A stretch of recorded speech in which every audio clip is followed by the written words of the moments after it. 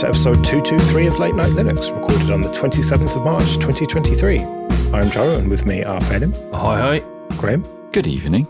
And Will. Hello. You're still here, Phelim, despite numerous dropouts. Yeah, I welded the cable back together myself. Popped out there for 5 minutes and sorted them. Yeah, well, no one noticed, thankfully, hopefully. Maybe. Let's get on with our discoveries then.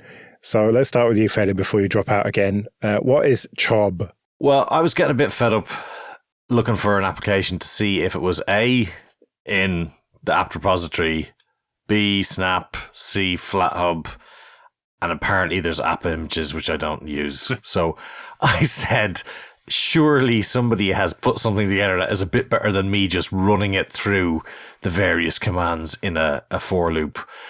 Kind of. It unfortunately doesn't find everything. Like, I looked up your YT DLP thing, Graham. Didn't find it. I have no idea why. I wonder, is it the dash? Did it think it was an option or something? I have no idea.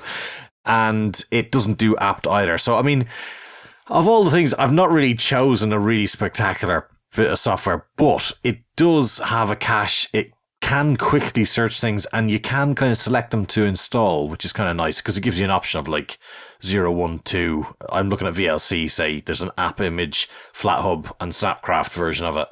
And I thought that was quite cool. I mean, obviously I could use Discover if I really wanted to, but sometimes it's nice on a server just to quickly blast out, and it would be nice to have something that did all of them. So maybe I will just resort to an alias and do it that way.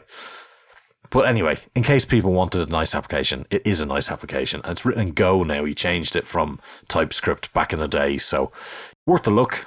So you just need to download the binary, make it executable, and run it? Yeah, stick it in a path or whatever. I put it in a home bin directory, and that was good enough for it. So yeah, nice and easy.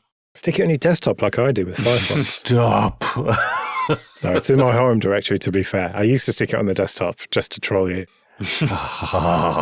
So to be clear, this only searches FlatHub, Snaps, and app image. But you have also got apt cache search, or apt search these days, I suppose it would be. Yeah, but that'd be a for loop with 2 things in it, wouldn't it? I might as well just do a for loop with 4 or 5 things in it, even though I have no idea where you look for app images. Not a clue, in fact. So yeah, I mean, there is value here still. Yeah, it's something to use if you can't find it in the repo, I suppose. Exactly. And you seem to not be keen on Lenovo motherboards. I do not. Yeah, fair enough. You can't look a gift horse in the mouth. So I got a free PC. Liam's been using it for his stuff. And yeah, it's great. Went to upgrade the graphics card. Turns out uses a 10-pin non-standard power supply. What a shower bastard. So managed to get an adapter that can convert a standard ATX power supply to it. Worked. I was a bit scared, a bit skeptical. Thought, Jesus, it's going to go up in a big blue flash.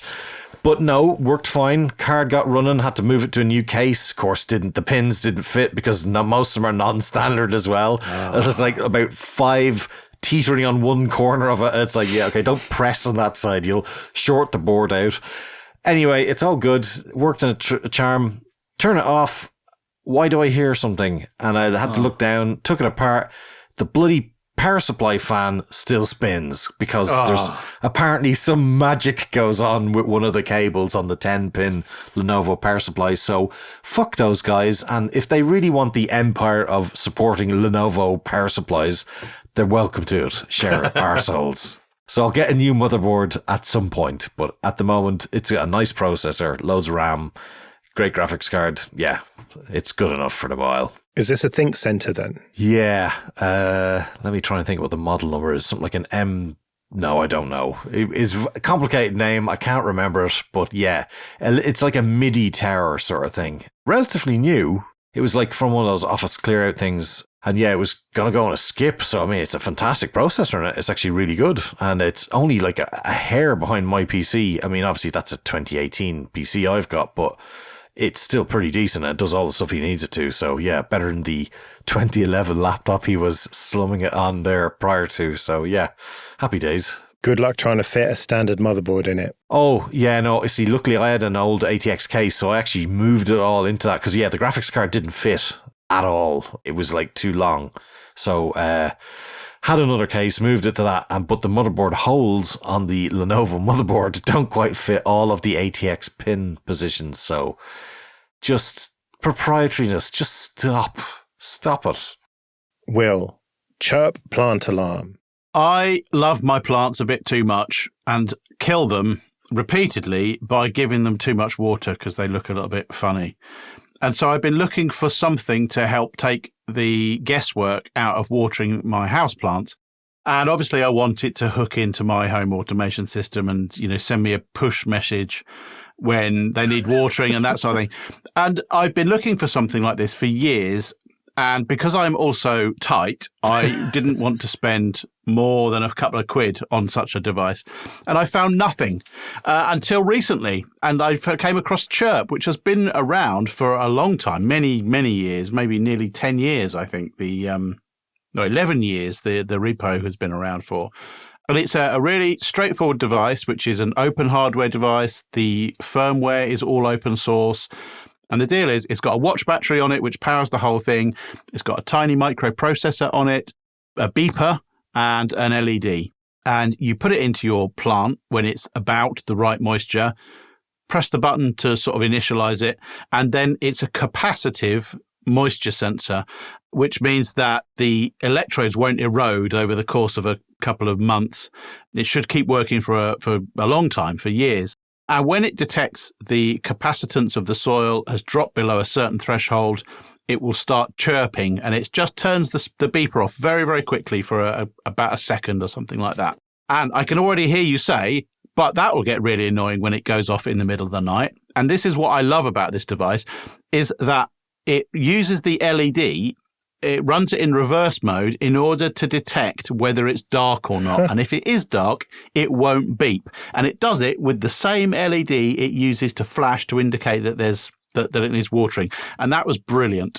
You can buy these things on Tindy. They're about $15. Or if you look on AliExpress, you can pick them up for pretty much next to nothing. I would urge people to buy at least one from the original seller, the developer of this box. But it's just really nice. It's got a header on it so that you can hook it into another microcontroller if you want to make it wireless. It's nice and hackable. The software is all open source. It's all in KiCad if you want to take the PCB designs and tweak it. The schematics are there, the BOM's there, everything you need. It's just a nice, straightforward project, and it addresses a real need in my life. There's one fatal flaw in what you've described here, Will. You said that you have to calibrate it to when the moisture level is correct, but it sounds like you haven't got a clue what that is. Well, not sopping wet, not bone dry. You see, what's going to happen is he's going to have loads of dead plants, but really fresh batteries in all his fire alarms. When you said one fatal flaw, I thought you were going to say it's not based on an ESP32. Oh, yeah. That is a very good point. Yeah, and it's not RISC-V either. Yeah. Well, maybe I'll download the KiCad files and make it a RISC-V. And so have your plants fared better with this then? It hasn't told me any of them need watering yet. So I have actually stopped watering them until it beeps. So that's probably good for them. But come back next week and I'll tell you if they're dead. Yeah, I got told off for watering my wife's plants too much when she went away once. Streptocarpus, I think they are. And they need a lot of water, but intermittently. And I just kept watering them. And she was like, what the fuck have you done? You've nearly killed it. And she was very annoyed. So I could have done with something like this. You should have told me about this about 3 years ago. Okay, this episode is sponsored by Kolide. And Kolide has some big news. If you're an Okta user, they can get your entire fleet to 100% compliance.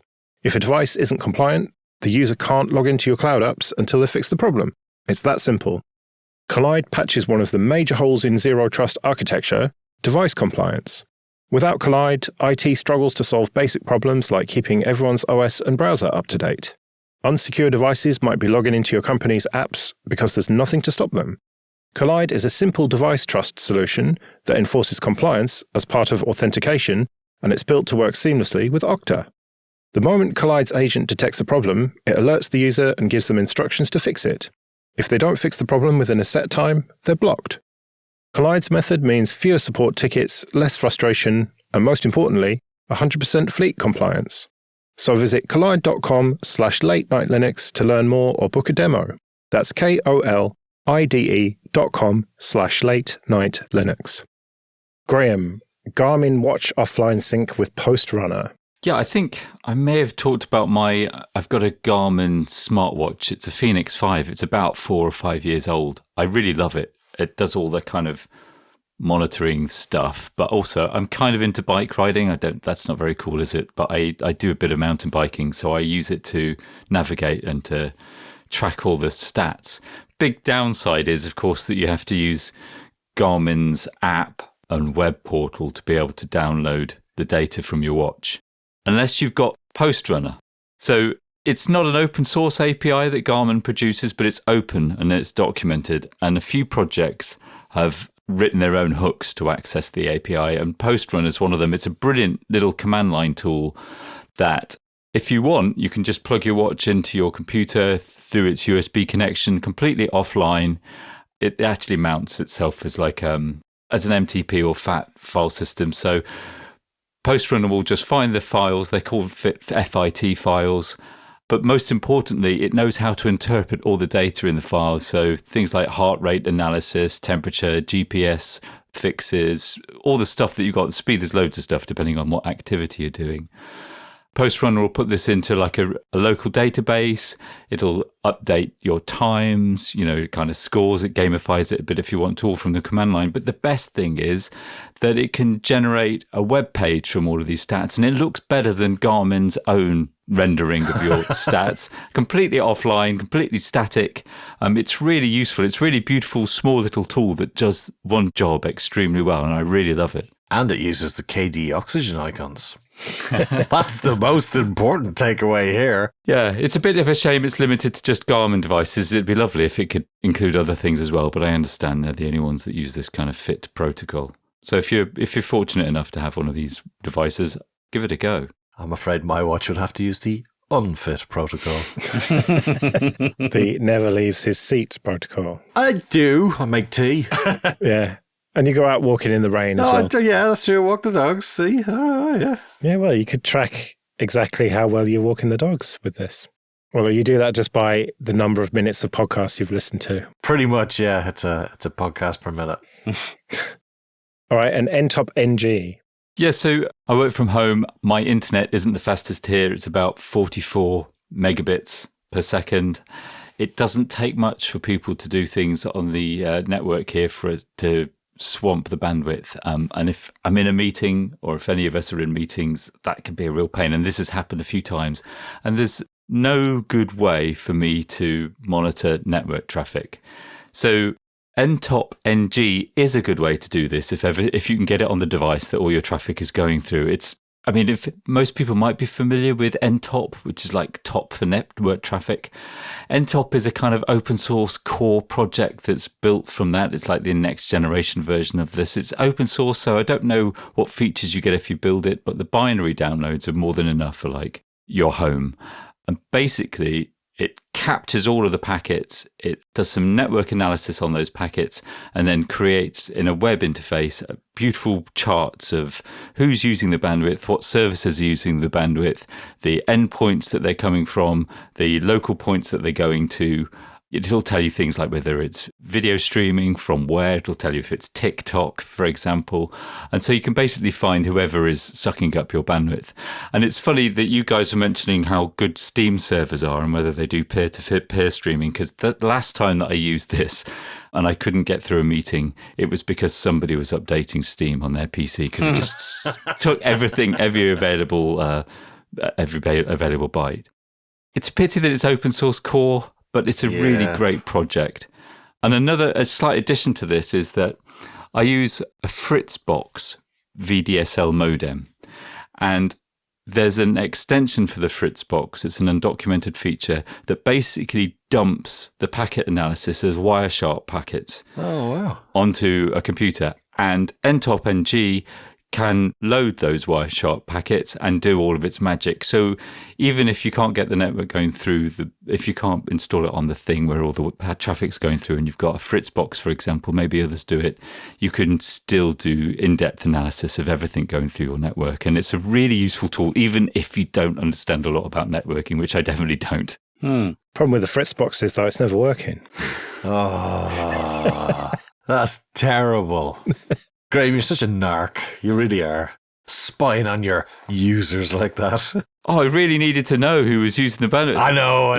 Oh, all I've got is like these simple tools that show me that everything is being taken. Yeah. I could have just kicked everyone off, but I wanted to know what was going on. Properly apportion blame where it needs to be. I mean, you can't snoop on people, obviously, because it's all pretty much encrypted end-to-end now, but it is useful to know what's using. I mean, it's also useful to see which services are using things, even when you're, maybe you're the only one on the network. Yeah, no, it's really good. All right, well, I have discovered Doom Linux like seemingly everyone else in the world over the last week or so. This is quite an old project, but I think it was on Slashdot or something. Everyone's talking about it. If you haven't heard, it's a shell script that downloads the relevant stuff and builds an ISO for you that is just enough Linux to run Doom. Now, that said, I couldn't make it work because I'm too thick.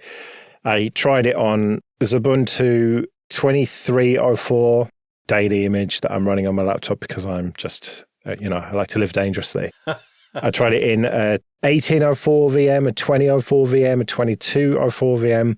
And either I had weird sort of make errors and it just wouldn't even build, or I did manage to build an ISO on one of them. I think it might have been the 2004, but don't quote me. And I tried to run that and it just didn't work. It just got to a shell. That might have been because it was in a VM. I don't know. But everyone's talking about it, so I thought we had to mention it. I don't suppose any of you lot tried it. I watched a YouTube video. Does that count? Yeah, that definitely counts. That's as good as... There didn't seem to be any sound. Is that because I had the mute on the video, or is it without sound? Well, I'd imagine that was a contributing factor, all right? Well, I know you're quite used to watching videos on mute. Well, hey.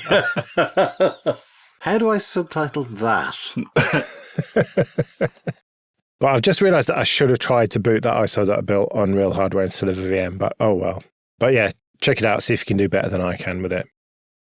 Okay, this episode is sponsored by Linode. Go to linode.com/late-night-linux, support the show, and get $100 free credit. From their award-winning support, offered 24/7, 365 to every level of user, to ease of use and setup, it's clear why developers have been trusting Linode for projects both big and small since 2003. Deploy your entire application stack with Linode's one-click app marketplace, or build it all from scratch and manage everything yourself with supported centralized tools like Terraform. And check out their managed MySQL, Postgres, and MongoDB databases that allow you to quickly deploy a new database and defer management tasks like configuration, managing high availability, disaster recovery, backups, and data replication. Simple and fast to deploy with secure access, their flexible plans include daily backups. So go to linode.com/late-night-linux, create a free account, and you'll get $100 in credit and support the show.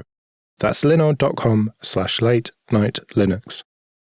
On to a bit of admin then. First of all, thank you everyone who supports us with PayPal and Patreon. We really do appreciate it. You can learn more at latenightlinux.com/support.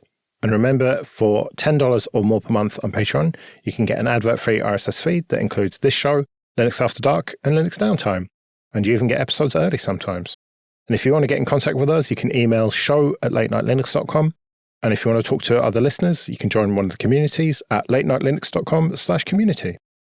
Let's do some feedback then. And Stumpy's got in touch regarding the FOSS funding problem, which is actually something we touched on again in the last episode. Stumpy says, I write this hesitantly, knowing how much you all dislike cryptocurrency. Anyway, I thought the Fountain podcast app had two interesting points. Many of us would give back to the shows we love if there was an easy way to do it. Well, now there is. On Fountain, you can stream money to your favourite podcasts for every minute you listen. That was all in quotes. Back to Stumpy. To me, a big part of donations or paying for things is how easy or not it is. I find it a huge pain to donate, given all the different payment platforms out there. The other part is the interesting ability to pay as you stream, that is, pay for what you listen to.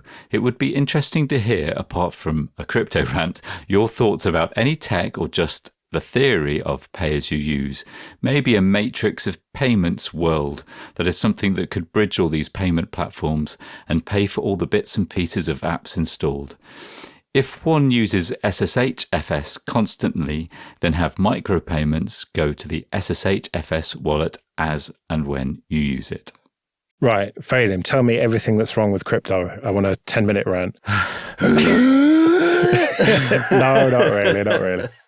So, right, I mean, we have to get that out of the way. Crypto is a pyramid scheme, it's bullshit. Yes. etc., and is not the answer. But you could apply this, in theory, to a non-crypto-based payment thing. You could have, for example, pay-as-you-use software. You know, for you set it up, let's say for every hour that you use Firefox, you send them 10 pence or whatever it is that you want. You know, you do the maths of it, you budget it yourself. Let's say a maximum of £5 per month or whatever.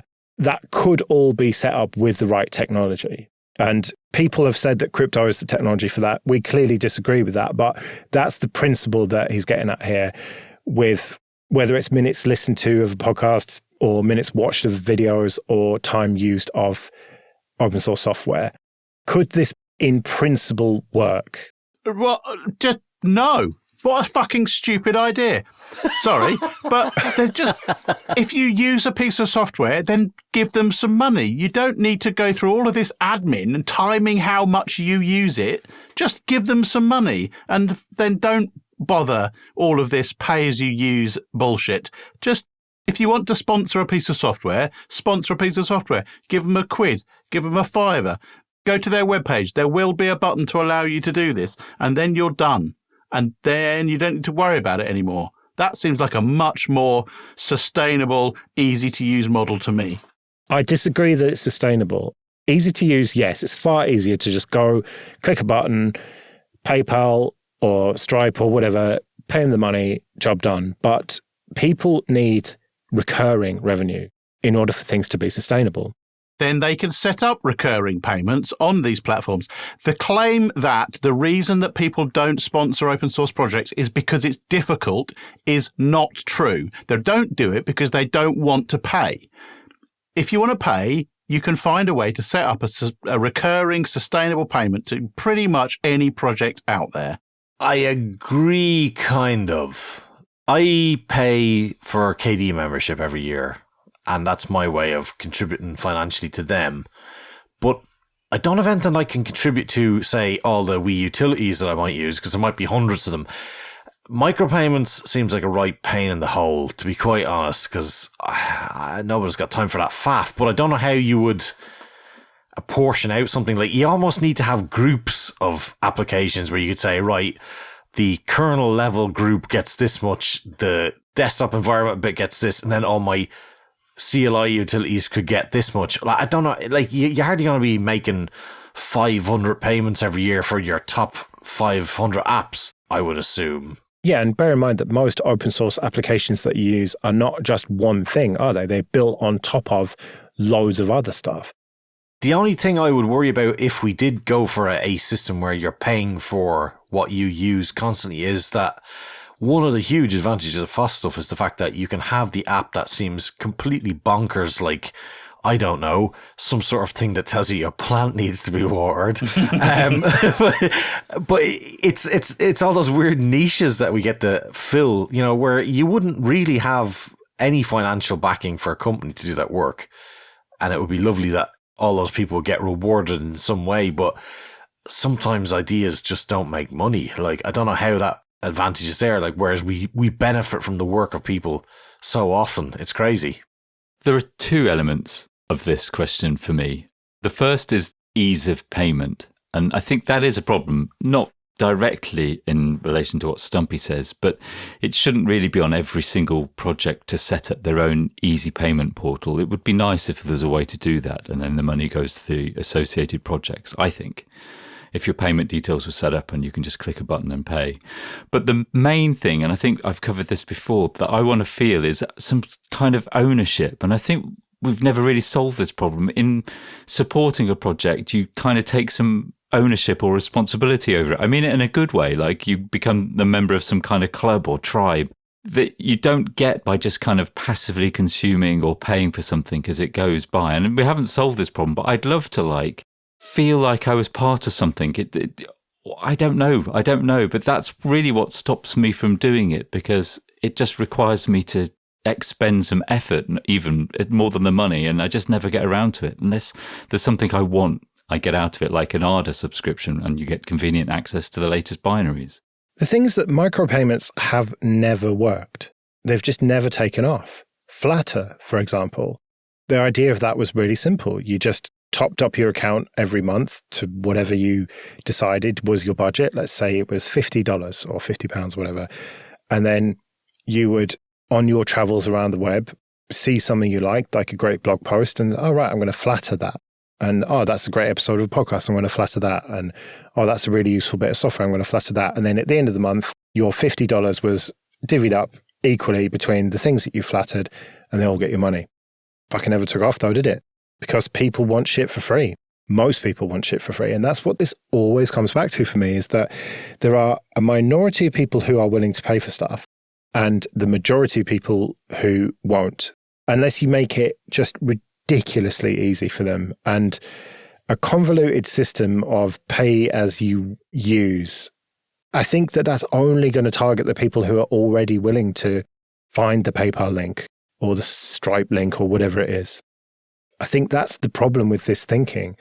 And it does seem on the surface of it to be quite compelling and, dare I say it, almost an argument for crypto because of the potentially low transaction fees or whatever. There are huge problems with that. Let's not get into the crypto rant, but it's almost an argument for that. But then again, it's just a small club of people who are willing to pay for stuff. And I talk from personal experience here. No offense to people who are listening totally for free and listening to the adverts, whatever. That's fine. But the people who are subscribed on Patreon or send PayPal payments, whatever, are a fraction, a tiny fraction of the listenership of this show and all the other shows I've ever been involved with, because most people just want shit for free. And that's just the reality of the world we're living in, unfortunately. Okay, this episode is sponsored by Entroware. Go to entroware.com. Entroware sells computers with Ubuntu and Ubuntu Mate pre-installed. They've got a range of desktops, laptops, and servers, and most parts are configurable, so you can pick the CPU, RAM, and storage that's right for you. If you can't find exactly what you want, then do contact them and they'll work with you on a bespoke solution that's perfect for your needs. They ship to the UK, Republic of Ireland, France, Germany, Italy, and Spain. And if you do buy one of their machines, there's a little drop down at checkout and you can select Late Night Linux so they'll know that we sent you. So go to entroware.com for all your Linux computing needs. Moni wrote in to say, you recently talked about how well games run on Proton. I would even go one step further and say that games running on Proton work better on Linux than their native Linux counterparts. As a matter of fact, I don't even bother to run native Linux games anymore and always force them to run under Proton. Just to give an example, sound does not work on the native Linux version of Transport Fever, but under Proton it works perfectly. Is that like one of those trucking games? Is it like Euro Truck Simulator or something? No, it's where you start off with a cold on a train and you see how far it spreads. Oh, right. So. I am not a game developer, but if I was one, I would be crazy to release a native Linux game. The infinite permutations allowed by Linux makes it impossible to guarantee a stable experience. I wouldn't want to spend hours trying to track down a regression because somebody decided to run my game on a lesser-known distro, remix, or even a custom installation. Last year, there were blog posts and discussions about how Win32 is the only stable ABI on Linux, and I have to agree with the developers making this point. Like you said, Valve's message to developers is just target Proton and we'll take care of the rest. I have been downvoted on Reddit and Hacker News for making this comment, but I would like to put it to you. Native commercial Linux games are dead. This seems very defeatist, but also very pragmatic at the same time. I don't think I remember seeing that post because I do remember seeing somebody mention this before. It's an interesting point. I still have a few Linux games that work fine. Now, I don't know what... I mean, the advantage is if you did target something like Proton and you did manage to get it working, you could get your game on there and have other people in other OSs technically play it. I think I kind of agree. I thought I'd be more interested in whether games were native or not on the Steam Deck, and I'm just not interested as long as they kind of play somehow. I still like it when games are kind of built with cross-platform in mind. I like it when they're games like SDL and you can just compile it on Linux, or an emulator like the Zelda game we talked about last time. I still like that. But for Steam stuff, for Steam Deck stuff, yeah, I think this is true. Yeah, I agree. I think with a game, it's one of the few things where, you're not worried about the data you put in. It's not like a spreadsheet application where the data is actually the file that's important. A game is a game, and you're either playing the game or you're not playing the game. I see they're less important to be as purist as possible. It as long as it keeps running, I think that's all right. Speaking of, there's a great game that just came out this last week that's on sale. Isonzo, World War II, first-person shooter. Fantastic. It's actually got Linux support, I guess. It's probably Steam Deck compatible, but I've been playing that throughout the week, and it's fantastic. And it's just amazing when a game actually has that tick box, because most of my games don't. They're all Windows-based. But this one happens to, and it's about one of the few that doesn't sort of balk at the multi-monitor experience. But this idea that game developers would be crazy to release native Linux games, that does actually make quite a lot of sense. If you can guarantee that it's going to work well on Proton, then that's sort of good enough, isn't it? Imagine you took it to a further extent than that, though. Imagine you said to Windows developers, why are you targeting Windows? Why don't you just target Proton? And then there's an abstracted layer for the PS3, the PS5, whatever, and they can all point the same thing. That's what some of the old Sierra games, the adventure games, were built on a VM. The Scum VM, I think it was called. Like all those ones like Police Squad and Leisure Suit Larry and all that, they were all written to an emulator, and then they just ported that emulator to various different architectures because they had obviously the Amstrads, the Commodore 64s, the early PCs at the same time. And they just wrote for that. And then that thing, oh God, it's Java, isn't it? Yeah, I was just thinking, you're just describing Java here, aren't you? Yes, but in a greater sense, no Java. Well, Proton appears to be the present and probably the future of gaming on Linux, whether we like it or not. And at least most games work now. I think we should like it. It's a great success. Yeah. Right, well, we better get out of here then. We'll be back next week when it'll probably be news and stuff, but who knows. But until then, I've been Joe. I've been Phelan. I've been Graham. And I've been Will. See you later.